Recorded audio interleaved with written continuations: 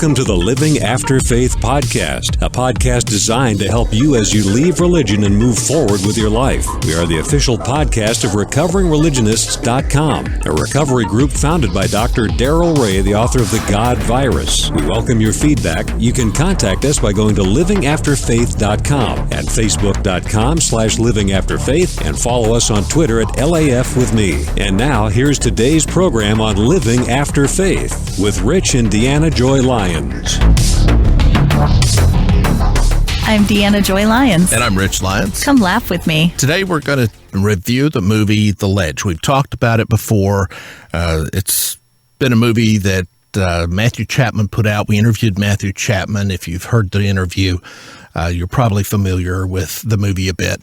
So we talked with him, and we watched the movie with some friends. Yeah, at the time we interviewed him, we hadn't actually seen the movie yet, right, because of the availability.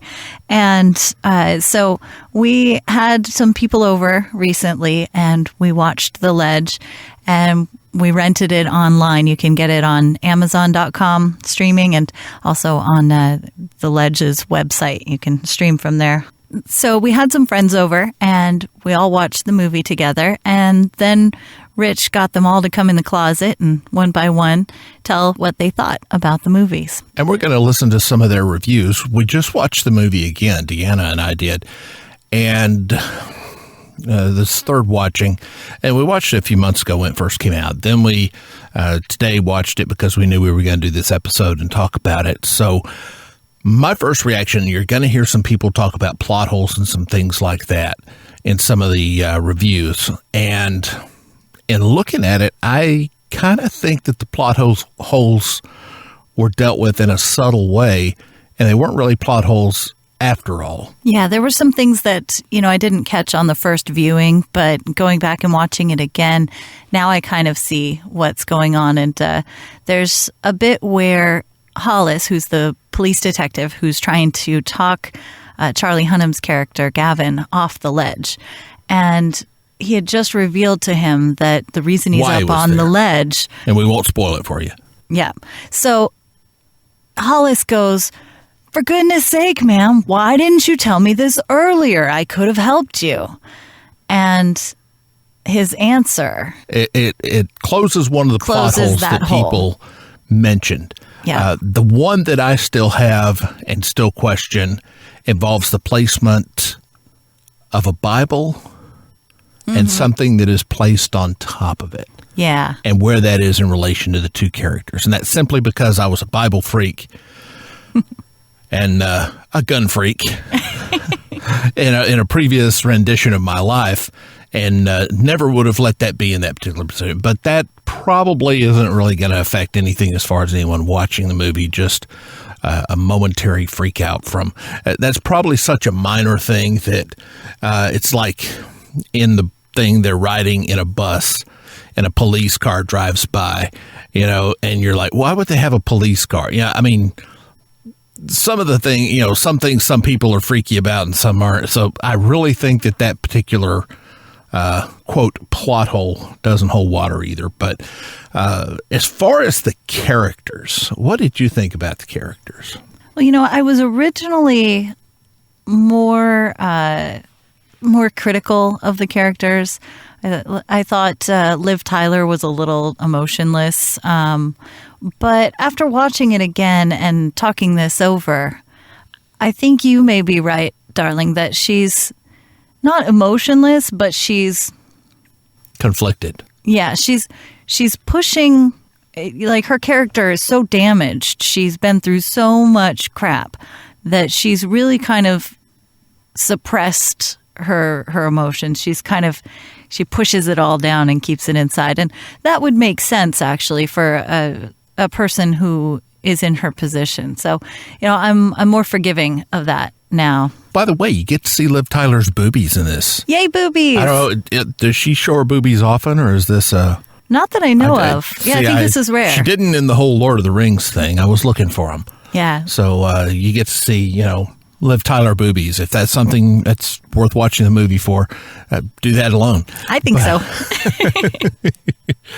That's like the whole reason people ever watch Swordfish is because you get like half a second worth of Halle Berry's boobs. Oh. Yeah. And that's... We haven't watched that, have we? No, we haven't. Oh, it's on our list. Cool. So, in The Ledge, the plot is great. I think, going back to Liv Tyler's character, she plays a person who is deeply damaged. And in particular, in the sex scene, she appears absolutely emotionless. Her eyes are open and she's staring up. And we had two different views of that. Yeah, my opinion of that is, having been someone sexually oppressed, someone who was in a really abusive situation in that way, I think that her response was excellent. I think the way she played that was perfect. I have experienced that and seen that in others. I had one relationship with a woman whose husband actually died while they were having sex. And it's pretty freaky. Ouch. And I was the first person she was with after that. Didn't know it until later. And her responses were totally Liv Tyler. Exactly. And at the time, I didn't understand it. And I think, like people watching this movie, they may not understand that. But if you've ever been in that situation, if you've ever seen someone in that situation, if you've ever experienced someone who has been actually absolutely traumatized by sex, and then you add to it the religious guilt, and the woman I was with, her husband was a preacher. So it was, to me, watching Liv Tyler in that particular scene was painful because it brought back really realistic memories. So someone who doesn't really understand that says, gee, she was disconnected there.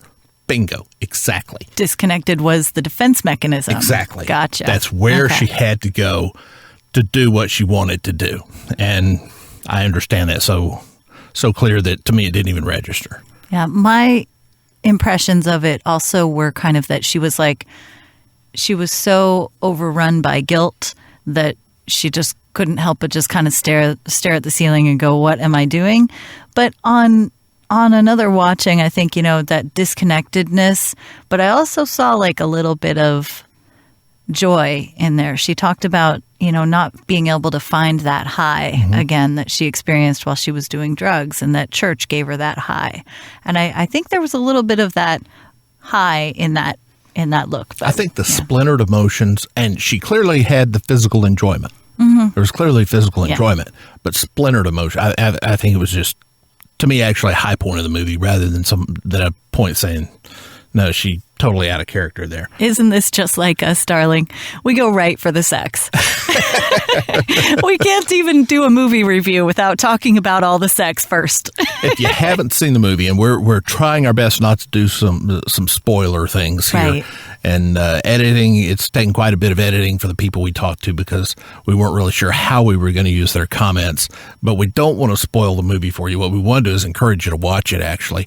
And if you're one of our recovering religionists, in one of the recovering religionist groups or one of the facilitators, I would highly encourage you to do what we did. What we did is we had a bunch of people over. You can rent it on Amazon streaming for a few bucks. We watched it one night and thought it was so good. We invited a whole nother crew of friends. We had people over, watched it on our regular movie night. And then the next night, just impromptu threw together another group of people and watched it again. And then today we wanted to watch it before this episode. We bought it. We own it now. But what I'd strongly recommend, if you got a meeting and you haven't planned out what you're going to do, tell everybody come prepared for a movie, fix popcorn and beer. We find having some alcohol present helps people open up a little bit. I don't know. Some groups may not like that. Our group, it works well. And then watch the movie, turn it off, and then start your discussion. Talk about the movie because there's enough of everything in this to give everybody the social lubrication they need to talk about the areas where they have been hurt, where they have been abused, where their life is now, everything. Yeah. And, we, as you've seen with us right now, we when we watch a movie, we focus on those things that we feel a great deal of kinship with, the things that we've experienced, our biggest ideas, all of those things all kind of come out through having a narrative, a story to talk about. You know, like when people tell the story of Little Red Riding Hood, they always put their own little spin on it. Yeah. That's kind of like a movie. Every time you see a movie, you may see something different than your best friend saw. And, you know, by sitting and talking it out, you kind of discover things about yourself and about the people around you. You know, it gives you a nice base to start from. The plot here is very complex. When the movie first starts out and you see what's going on, and your first impression of the atheist character, Gavin, within minutes, you think, asshole. He talks about wanting to seduce Shayna, who is the wife of the fundamentalist Joe, basically to kind of get back at Joe for being bigoted, as he sees it. You're a bigot, so I'll fuck your wife. Yeah. And you're like, dude, come on, you're making us look bad. But even in the movie, he says, don't hate me yet. And if you hang on through that, you won't hate him, and you'll see where all that goes. But he's a confrontationalist for sure. But he is that. You know, how many of us have None not of us gone in the atheist through... community are really confrontationalists. No, many of us have been through our confrontationalist phases, for sure. And some people keep being confrontation. Some people keep being accommodation. That's cool. And Everybody's regardless, got their own it's cool style. wherever you find yourself. But he was 2 years an atheist, 2 years after a horrible tragedy in his life made him question things. And his questions, boy, does that sound familiar. So without any further, let's listen to what the people who watched the movie with us had to say. It was pretty involved all the way through. You know, you kind of had to be, you had to be on it the whole time. And it was, you know, it was like a thriller drama, so there wasn't one particular standout moment. It's something that you're kind of on the entire time, all the way across the board. I know that's not a very intelligent answer. It also sounds like I didn't actually watch the movie when I say something like that, but I just watched the entire movie. I was totally drawn in. Okay, let me preface this by saying that I'm a writer. I'm really into the craft of writing, even though I only have some short stories published and my novels aren't published yet.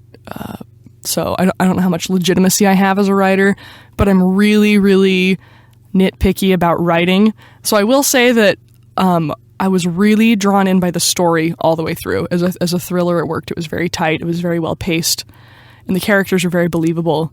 As soon as the movie was over, I was immediately bombarded by the sense that there were 3 huge plot holes in it that made it implausible. And I found it hard to get over that. But half of my brain was still going, no, I really enjoyed that movie anyway, even though there were 3 massive plot holes. It was good. It was a good thriller. I liked it. Oh, Joe. Yeah. Joe. He was probably the most intense character in there. I really liked him and thought the actor did an awesome job with portraying him. What did I find believable about him? I felt his pain to be very believable and the way he dealt with it. So he would kind of like look himself in the mirror and brace himself up by like reciting scriptures and reciting sort of like Christian mantras to himself. But the actor was really good. You could see in his eyes that he was like really crushed by what was going on and was hurting from it. And you could kind of watch him sort of going from stable to snapping as the movie went on, which was very believable, very excellent. I mean, yeah, it was a very moving performance. Did you feel like Gavin was an asshole? I might get my atheist card revoked for saying this. I felt like he was a little bit of a snarky asshole, but I didn't feel like that was out of line with most of the atheists I know personally, including myself. I'm sorry to admit that on what may end up being like an international podcast. But yeah, he was an asshole and he was snarky, but again, it was a consistent character trait all the way through, and he had his redeeming moments where he was like blatantly not an asshole, like where he knelt down with his employee whose father had just died and was kind of praying along with her just to sort of make her feel better because that was what she needed in the moment. So yeah, he was an asshole, but that wasn't the only facet to his personality, which is good character writing right there. The writers really nailed his character development very well. I thought they made him, yes, he was sometimes a snarky asshole, but he wasn't just a snarky asshole. So, Liv Tyler, entirely emotionless. Yeah, she struck me as being very emotionless, even during the sex scenes, which I felt should have been sort of her kind of breaking out of her shell of like the oppressed, good Christian wife who's just trying to support her husband who really helped her out, and she feels this obligation to him, which, by the way, I've been in a similar situation. I won't go into too many details, but the lines in her dialogue I identified with strongly in certain respects. But yeah, I've never been that into Liv Tyler's acting. I hate to say it. I mean, I know she's a respected actress and